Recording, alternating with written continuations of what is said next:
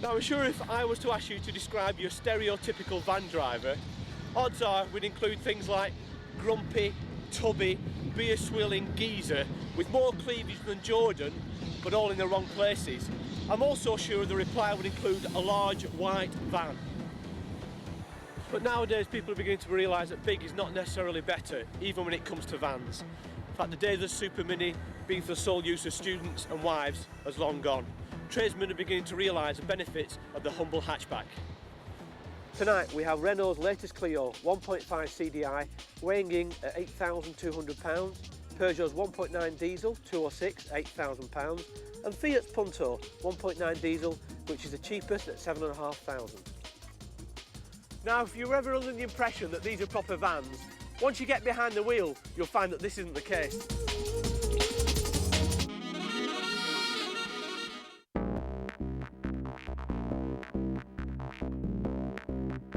Okay, here we're on the Punto. It's 1.9 diesel. One thing you do notice compared to the other two vehicles is it's a lot brighter, there's greater visibility. I don't know if it's the fact that there's a more glass area, and certainly the driver's position is a lot more sit up and beg, which is a good thing I think, and certainly in a commercial vehicle, as against driving it as a passenger car. Unlike the other two vans on the test, the Punto is available with two engines, a 1.2 petrol and a 1.9 diesel. Both produce a maximum 60 brake horsepower with a diesel peak torque of 87 pounds-foot at 2,250 RPM. The average MPG is pretty good too, with an average of around 43 miles per gallon.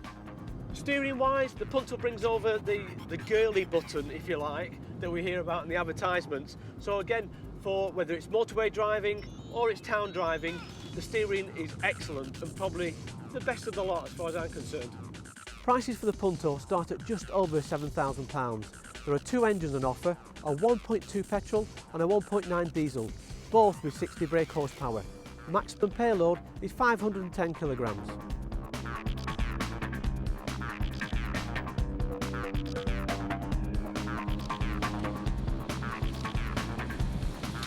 Now, one of the questions that's hanging over these hatchback van wannabes is the practicality.